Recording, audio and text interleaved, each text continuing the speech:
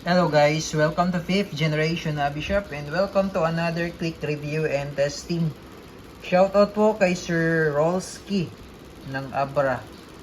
Yan. So ngayon meron tayong i-review.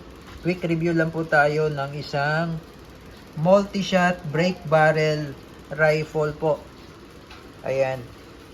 So this is the Magfire Ultra 177. Ayan. Multi-shot break barrel. Ayan po. Caliber 177 po. Ayan. 1,300 feet per second. So, meron siyang magazine na 12 rounder.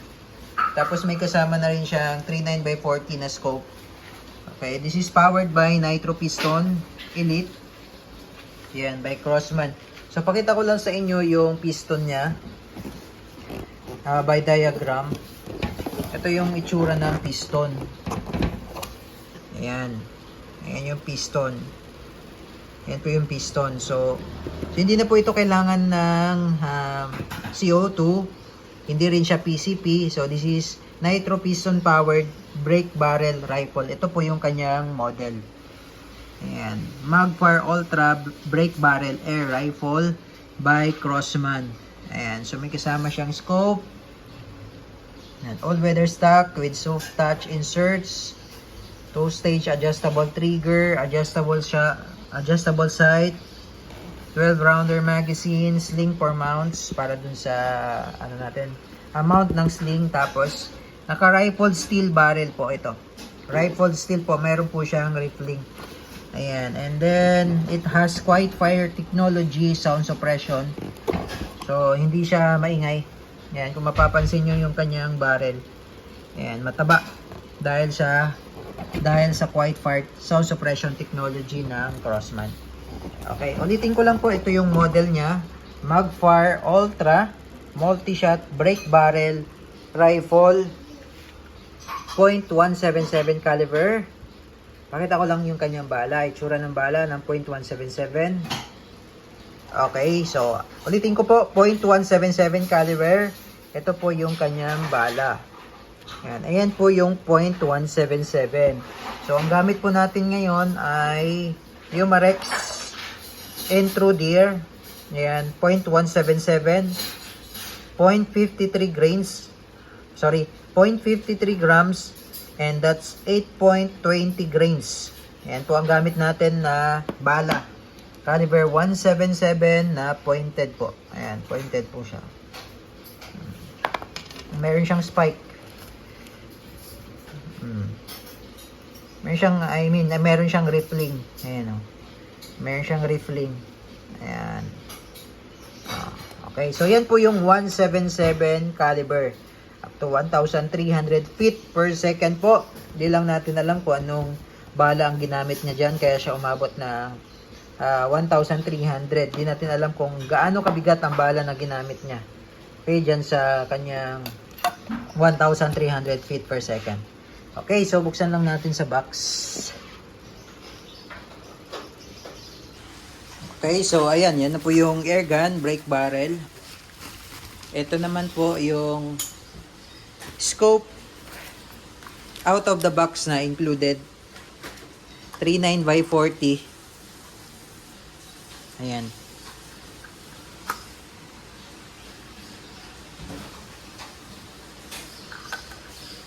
So, pwede nyo siyang i-upgrade. Kung gusto nyo magpalit ng scope, pwede naman po. Ayan. So, meron siyang zoom up to 9 times. Zoom. 3 up to 9 times.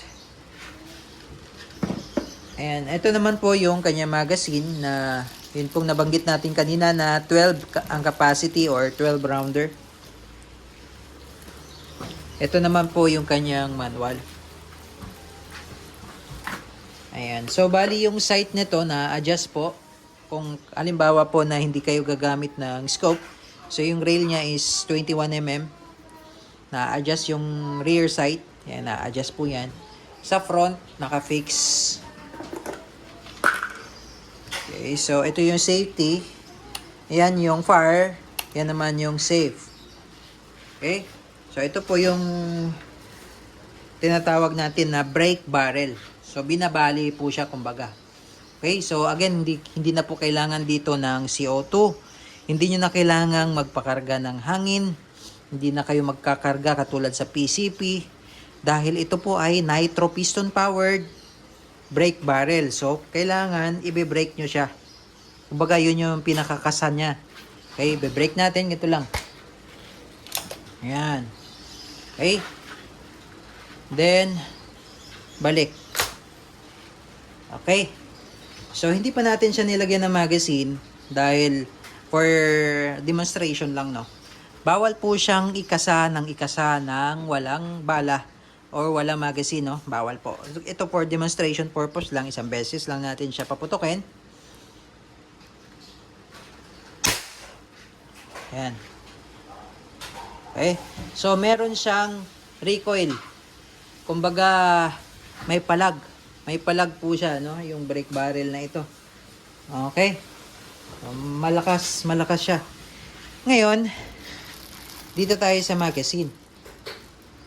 So, ito yung kanyang magazine na 12 po. Okay? Take note, 12 po ang laman nito. Okay? So, paano ba maglo-load sa magazine? Okay. So, ayan po, nakikita nyo po ang indicator na wala na siyang, or wala pa siyang bala. Ayan yung indicator na wala pa siyang bala. Makikita nyo dyan yung arrow, kung ano ang, kung saan paikot. So, ibig sabihin, clockwise, tapos yung position ng bala. Ayan, makikita nyo po, may picture po, ano yan, position ng bala. So, ibig sabihin, ito yung bala, papasok mo siya dyan sa magazine, tapos iikot mo siya. Ayan. So, ang ikot niya ay clockwise. Clockwise po, no? So, ngayon, meron na siyang 11. So, ibig sabihin, naka-load na tayo ng isa. Hanggang sa mapuno siya, no? Ayan, 10.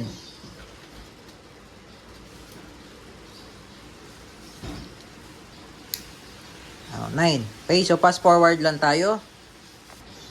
Okay, so katulad niyan, naka-2 na tayo. So, ibig sabihin, ibig sabihin, may indicator na siya. Nakikita natin number 2. So, ibig sabihin, dalawa na lang po ang pwede nating ilagay na bala.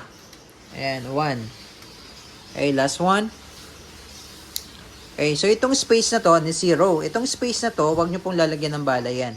Dahil, i-insert po natin yan dito. Ayan, dito. So, i-insert nyo lang. Ito yung harapan. I-insert nyo lang pa ganyan. So, kailangan may clicking sound po. Para po, ibig sabihin po nun, nag-lock na siya. Ngayon, pag huhugutin nyo naman yung magazine, kunwari, alisin nyo, huhugutin nyo lang ho, ayan. Huhugutin lang ho. Okay? Ayan. So, pag hinugot nyo, na may bala, mag-a-adjust siya eh. Ayan, no? Nandyan yung bala. Ngayon, iikot nyo lang. Ayan. Iikot nyo lang. Okay? So, ibabalik natin. Ayan. Okay? So, ibig sabihin, pag may magazine siya, balik, putok, balik, putok. So, ganun lang yun. Brake, shoot lang tayo. Okay? So, katulad ito, ikakasa natin. Okay? And then, balik. So, dapat, makikita natin dyan, ayan, number 1. Ayan, nakikita nyo po, 1. So, ibig sabihin, first shot. Malalaman po natin na nakailang putok na po. Okay?